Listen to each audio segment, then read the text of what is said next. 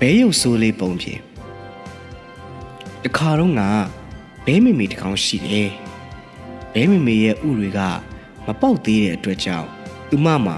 ကလေးမရှိသေးဘူးဖြစ်နေပါတယ်နေရောညရောစိတ်ရှည်စွာနဲ့သူမကလေးတွေပေါက်လာတာကိုစောင့်စားနေပါတယ်တတိမှာတော့ဘဲမိမိကသူမအတိုက်ကဥတွေပေါ်မှာဝင့်နေတော့သူမအောက်ကနေတခုခုလှုပ်ရှားလာတာကိုခံစားမိပါနောက်ဆုံးမှာတော့သူမဥတွေတကောင်ပြီးတကောင်ပေါက်လာတာကိုဘဲမိမိကပျော်ရွှင်စွာကြည့်နေပါတယ်သူမကကလေးတွေကိုရေကန်စီကိုခေါ်သွားပြီးတော့ဘဲတကောင်တိတဲ့တက်တဲ့နဲ့ဟာတွေကိုတင် जा ပေးဖို့အတွက်အရန်ကိုစိတ်လှူရှားနေပါတယ်ဘဲမိမိကကံမကောင်းစွာနဲ့ပဲဥတလုံးကပေါက်ဖို့ကြမ်းနေတယ်အဲ့ဒီဥကတခြားဥတွေထက်ပိုကြီးတယ်တခြားဥတွေထက်လည်းပိုပြီးတော့ညိုနေတယ်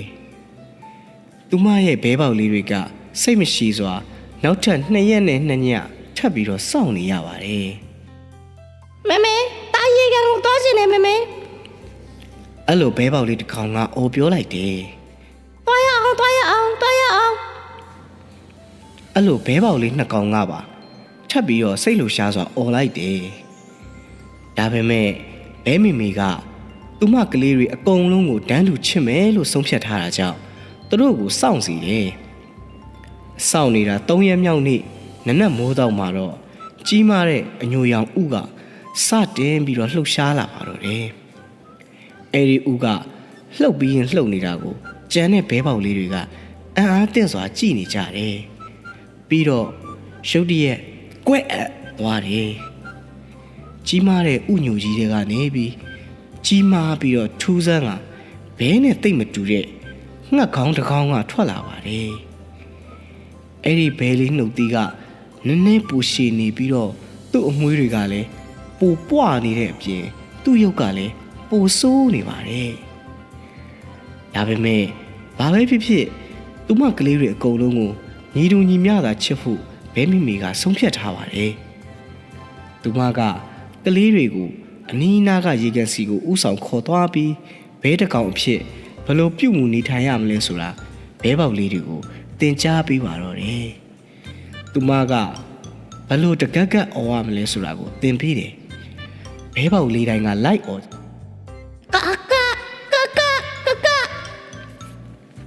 ဘဲရုပ်ဆိုးလေးကလည်းလိုက်အော်တယ်ကန်ထဲမှာရှိသမျှဘဲတွေအကုန်လုံးကဘဲရုပ်ဆိုးလေးကိုဝိုင်းကြည့်ပြီးစတင်ရေမောပါတော့တယ်ဘဲမိမိကဝမ်းနေစွာနဲ့သူမဘဲပေါက်လေးကိုကန်ရဲ့တခြားတစ်ဖက်ကိုခေါ်သွားတယ်တခြားဘဲတွေကအတော်မတက်ရေမောနေကြပြီးတော့ရုပ်ဆိုးတဲ့ဘဲလေးကိုဟာတာလုံးနေကြတယ်ဘဲနှစ်ကောင်ကအနားကိုကူးလာပြီးဘဲရုပ်ဆိုးလေးအမွှေးကိုကြည့်ပါတယ်ဒီကောင်ကကျန်တဲ့ကောင်လေးနဲ့မတူပါလားကွာတကောင်ကပြက်လုံးထုတ်လိုက်တယ်ဒီကောင်ကရုပ်ဆိုးတယ်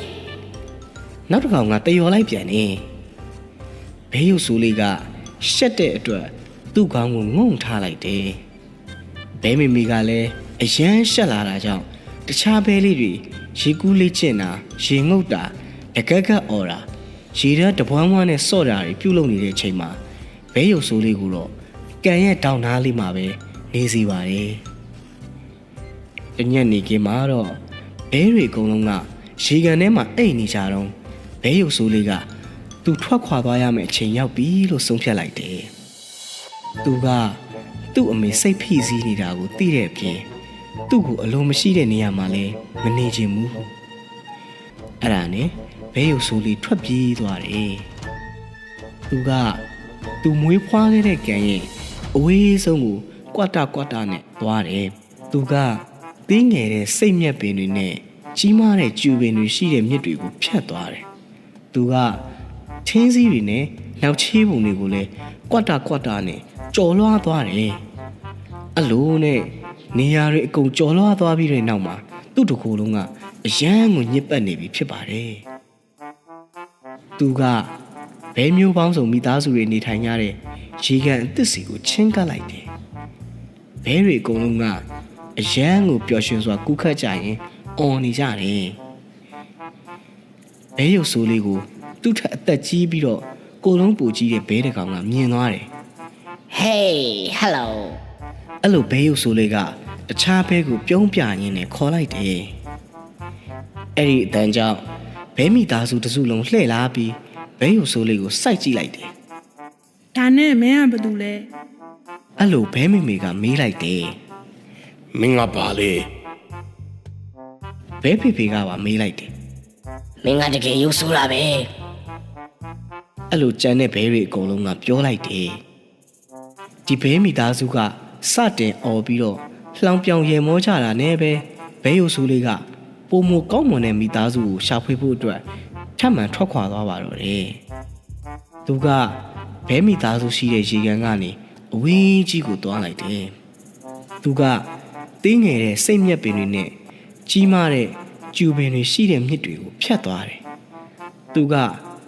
ထင်းစည်းတွေနောက်ချေးပုံတွေကိုလည်းကြော်လွှားသွားတယ်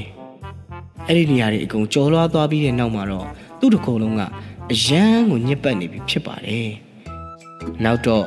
ဘဲရုပ်ဆိုးလေးကဘဲငန်းတွေရှိတဲ့ပိုကြီးတဲ့ရေကန်တစ်ခုစီကိုရောက်သွားပါတယ်ဘဲငန်းတွေကသူ့လိုပဲမိခိုးရောင်တန်းနေတဲ့ညိုတူတူအယောင်ရှိတယ်လေဘဲရုပ်ဆိုးလေးကပျော်ရွှင်စွာနဲ့ရေကန်အဆုံးကိုရပ်သွားက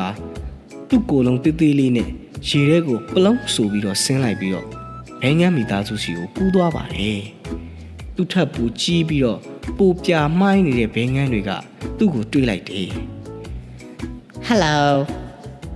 အဲ့လိုဘဲရုပ်ဆိုးလေးကဘဲငန်းပေါက်ကလေးတွေကိုပျော်ရွှင်အံ့အားသင့်စွာနဲ့နှုတ်ဆက်လိုက်တယ်ဘဲငန်းမိသားစုတစ်ခုလုံးကလှည့်လာပြီးတော့ဘဲရုပ်ဆိုးလေးကိုကြည့်လိုက်တယ် ဒါနဲ့မင်းကဘာလုပ်လဲ အဲ့လိုဘဲမေမေကမေးလိုက်တယ် မင်းကဘာလဲ အဲ့လိုဘဲငန်းဖေဖေကပါမေးလိုက်တယ် မင်းကတကယ်ရုပ်ဆိုးတာပဲ အဲ့လိုကြံတဲ့ဘဲငန်းတွေအကုန်လုံးကပြောလိုက်တယ်ဒီဘဲငန်းမိသားစုကလည်းဘဲရုပ်ဆိုးလေးကိုစတင်អော်ပြီးတော့လှောင်ပြောင်ရေမောကြပါတော့တယ်ဘဲရုပ်ဆိုးလေးမထွက်ခွာခင်မှာဘဲငန်းတွေကသူ့ကိုဝိုင်းလာပြီးဘဲငန်းဖေဖေက မင်းကိုကြည့်ရတာနည်းနည်းထူးဆန်းပေမဲ့မင်းဒီမှာငါတို့နဲ့အတူနေလို့ရပါတယ်ငါတို့မိသားစုမှာနေဖို့မင်းကိုကြိုးစားပါတယ် အဲ့လိုပြောလိုက်တယ်ဘဲရုပ်ဆိုးလေးကအရန်ကိုပျော်ရွှင်သွားတယ်ဘဲငန်းတွေရဲ့အော်တန်ကသူ့ကိုနားကြီးစေပေမဲ့လည်းသူတို့ကသူ့အပေါ်မှာအရန်ကျင်နာကြပါတယ်နေပေါင်းညပေါင်းများစွာဘဲရုပ်ဆိုးလေးကဘဲငန်းတွေနဲ့အတူပျော်ရွှင်စွာနေထိုင်ပါတယ်သူကဘဲငန်းပေါက်လေးတွေနဲ့အတူတူဆော့ရတာကိုလည်းပျော်နေပြီးတော့ဘဲငန်းမိမိနဲ့ဘဲငန်းဖေဖေကသူ့ကလေးလိုမျိုးချစ်ပေးတာကိုလည်းသိသဘောကျနေပါတယ်အရာအလုံးကပြည့်စုံနေပါတယ်မုတ်ဆိုးနဲ့သူ့အမဲလိုက်ခွေးတွေကသူတို့နေထိုင်ရာရေကန်အနီးကိုချင်းကပ်လာတဲ့နေ့မတိုင်ခင်အထိပေါ့မုတ်ဆိုးကဘဲငန်းတွေကိုတကောင်ပြီးတကောင်ပြစ်ချပြီးခွေးကတန်လားကငှက်တွေကိုနောက်ကလိုက်ကဖမ်းမှုစူးစမ်းပါတယ်ဘဲရုပ်ဆိုးလေးအဖို့ဘာမှမတတ်နိုင်ပဲကြည်နေရပါတယ်အမဲလိုက်ခွေးကသူ့အနာကိုကတ်လာပြီးအနှံ့ခံကခေါင်းကိုထိုးကြည့်လိုက်ပြီးတော့ မင်းကဘာလဲမင်းကတကယ်ကိုရုပ်ဆိုးတာပဲ အဲ့လိုပြောပြီးတော့တကယ်ဘဲငန်းအစ်စ်တွေကိုရှာဖို့အတွက်ထွက်သွားပါတယ်မုတ်ဆိုးချောင်းမြောင်းတိုက်ခိုက်နေတော့မှပဲဘဲရုပ်ဆိုးလေးကဝမ်းနှင်းစွာနဲ့ထွက်ခွာရပြန်ပါတယ်သူကနည်းနည်းကြီးလာပြီးတော့အတောင်တွေလည်းပေါက်လာပြီးမို့ဘဲရုပ်ဆိုးလေးကအခုဆိုရင်ပြန်နိုင်နေပြီဖြစ်ပါတယ်ဒါပေမဲ့လည်းဘဲရုပ်ဆိုးလေးကအရန်ကိုအားနေနေပြီးအိုက်စာနေပြီးမို့ပြန်တမ်းဖို့အားမရှိဘူးဖြစ်နေပါတယ်အဲ့ဒီပြန်တမ်းမဲ့အစားညကြရင်အိပ်ဖို့အတွက်အိမ်ငယ်လေးတအိမ်ရှိတဲ့နေရာကိုတွားလိုက်တယ်နောက်တစ်နေ့မှာတော့ဘဲရုပ်ဆိုးလေးကလူတိုင်တွေကြောင့်နိုးထလာတယ် ဒါကဘာလဲ ဖွားဟိုကမေးလိုက်တယ် ဘယ်လားမသိဘူး အဲ့လိုသူခင်မွန်းကဖြေချလိုက်တယ် ငါတို့လိုအပ်နေတဲ့အရာပဲ အဲ့လိုမိမကြီးကစိတ်လူရှားစွာနဲ့ပြောလိုက်တယ်အဲ့လိုနဲ့လေသမားနဲ့သူ့ဇနီးကဘဲရုပ်ဆိုးလေးကိုသူတို့စားဖို့ဘဲဥပေးမယ်လို့မျှော်လင့်နေတဲ့အတွက်ဘဲရုပ်ဆိုးလေးကိုသူတို့နဲ့အတူနေထိုင်မှုခွင့်ပြုလိုက်ပါတယ် သူတို့ကစောင့်ပြီးရင်စောင့်တယ်ဒါပေမဲ့ဘာမှဖြစ်မလာဘူးဘေးရုပ်ဆိုးတွေကဥတွေကိုတခါမှဥခဲ့ခြင်းမရှိပါဘူးသူကပိုကြီးလာတော့သူ့ကိုကျွေးမွေးထိန်းသိမ်းမှုအတွက်ပိုပြီးခက်လာတယ်လေသမားနဲ့သူ့ဇနီးကဘေးရုပ်ဆိုးလေးကိုကျွေးမွေးကြပေမဲ့သူ့အိမ်ထဲမှာဆက်ထားဖို့ကနေရာမလုံလောက်တော့ပါဘူးဒါကြောင့်သူတို့ကသူ့ကိုနှင်းလွတ်လိုက်ပါတယ်မင်းကိုချစ်တဲ့မိသားစုကိုသာတွားရှာပါတော့ကွယ်အဲ့လိုလေသမားကဝမ်းနေစွာနဲ့ပြောပြီးတကားကိုပိတ်လိုက်တယ်ဘေးရုပ်ဆိုးလေးကခေါင်းငိုက်ဆိုင်ချပြီးလေသမားအိမ်နဲ့အဝေးကိုထွက်သွားတယ်ဒီတခါတော့သူကအေးခဲနေတဲ့ရွှွန့်လွန်တော်ကြီးတွေနဲ့ကြီးမားအေးခဲနေတဲ့ကျူပင်တွေကိုဖြတ်ရပါတယ်သူကခဲနေတဲ့ထင်းစည်းတွေနဲ့နောက်ချီးပုံတွေကိုလည်းကြော်ဖြတ်ရတယ်အဲ့ဒါတွေအကုန်ကြော်လွားသွားပြီးတဲ့နောက်မှာတော့သူ့တကူလုံးကအရန်ကိုညစ်ပတ်နေပြီဖြစ်ပါတယ်မယုံနိုင်တော့အောင်ပဲဘဲရုပ်ဆိုးတွေကအေးနေတဲ့ဆောင်းရာသီမှာအသက်ရှင်ခဲ့ပါတယ်။နှွေဦးရာသီကိုရောက်တဲ့အခါတော့ခဲနေတဲ့ကန်တွေကအရေးပျော်ပြီးအပင်တွေနဲ့မြစ်ထဲကကျူပင်တွေကနှင်းတွေအငွေ့ပြန်သွားပါတယ်။ဒါပေမဲ့လည်းဘဲရုပ်ဆိုးလေးကတော့စိတ်မကောင်းဖြစ်နေရတော့မှသူကကြည်လင်နေတဲ့ရေကန်တကန်ကိုချင်းကပ်ပြီးသူမြင်မှုသမျှထဲမှာအလှဆုံးငှက်ပြီးသားစုကိုမြင်လိုက်ရပါတယ်။အဲ့ဒါကတော့ငန်းတွေပဲဖြစ်ပါတယ်။သူကအဲ့ဒီရေကန်ရဲ့အစုံးမှာထိုင်လိုက်ပြီးသူဒီငှက်တွေနဲ့အတူနေထိုင်လို့ရမလားလို့မမေးရဘူးဖြစ်နေပါတယ်။ဘာဖြစ်လို့လဲဆိုတော့ဘဲတွေဘဲငန်းတွေနဲ့လူတွေနဲ့အတူနေထိုင်မှုအတွက်သူကရုပ်ဆိုးလုံးနေတယ်ဆိုတာကိုသိတဲ့အတွက်ကြောင့်ပါဒီလိုကြက်တီရှိလာတဲ့ငန်းတွေနဲ့အတူနေဖို့ကသူကတေချာပေါက်အလွန်ကိုရုပ်ဆိုးနေမှာမှုလို့ပါပဲရုတ်တရက်ငန်းတကောင်ကကြော့မော့လေးနဲ့ဘဲရုပ်ဆိုးလေးထိုင်နေတဲ့နေရာကိုညှင်သာစွာရွှေ့ရှာကူးခတ်လာပါတယ်အော်ကြည့်ပါဦးမင်းမွေးတွေကငါမြင်မှုသမျှအဖြူဆုံးပဲနေအောင်အောက်မှာဝင်းလက်နေလိုက်တာအဲ့လိုငန်းကဘဲရုပ်ဆိုးလေးကိုအံ့အားသင့်စွာနဲ့ပြောလိုက်တယ်စိတ်ရှုပ်စွာနဲ့ဘဲရုပ်ဆိုးလေးကရေထဲကိုကြည့်လိုက်ရင်သူ့ကိုယ်သူကြည့်လိုက်ပါတယ်အံ့အားသင့်မှုကောင်းတာကသူကဘဲရုပ်ဆိုးလေးမဟုတ်တော့ပါဘူးအမှန်တော့သူကဘဲမှမဟုတ်တာသူကရှည်လျားပြီးတော့ကြက်တီရှိတဲ့လေပင်နဲ့အရန်ကိုလှပတဲ့ငန်းဖြူတကောင်ဖြစ်နေပါတယ်သူကရေကန်ထဲကိုဆင်းလိုက်ပြီးသူ့မိသားစုအစ်စ်နာကိုတွားလိုက်ပါတယ်တနေ့တော့ငန်းတွေရေကူးနေကြတော့ယောက်ျားတစ်ယောက်နဲ့သူ့ဇနီးတစ်ယောက်သူတို့ကလေးတွေနဲ့အတူအေးစစ်စစ်လမ်းလျှောက်လာကြတယ်ငန်းကဒီစုံတွေကလေသမားနဲ့သူ့မိန်းမဆိုတာကိုမှတ်မိသွားတယ်သူတို့ကရေကန်အစွန်းကိုရှောက်လာကြပြီးငန်းတွေကိုပေါင်မုံအခြေသားအပေတွေကိုကျွေးမွေးပါတယ်လေသမားကတခါကဘဲရုပ်ဆိုးလေးကိုကြည့်ပြီး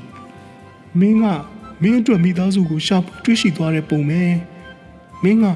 ငါမြင်မှုသမျှထဲမှာအလှဆုံးငန်းပဲအဲ့လိုပြောလိုက်ပါတယ်ကြံရှိတဲ့နေ့ရက်တွေမှာတော့ငန်းလေးကသူ့ငန်းမိသားစုအစ်စ်နဲ့အတူနေထိုင်ပြီးတော့လေသမားနဲ့သူ့မိသားစုကိုမကြာခဏတွားရောက်နှုတ်ဆက်ကပျော်ရွှင်စွာနဲ့နေထိုင်သွားပါတော့တယ်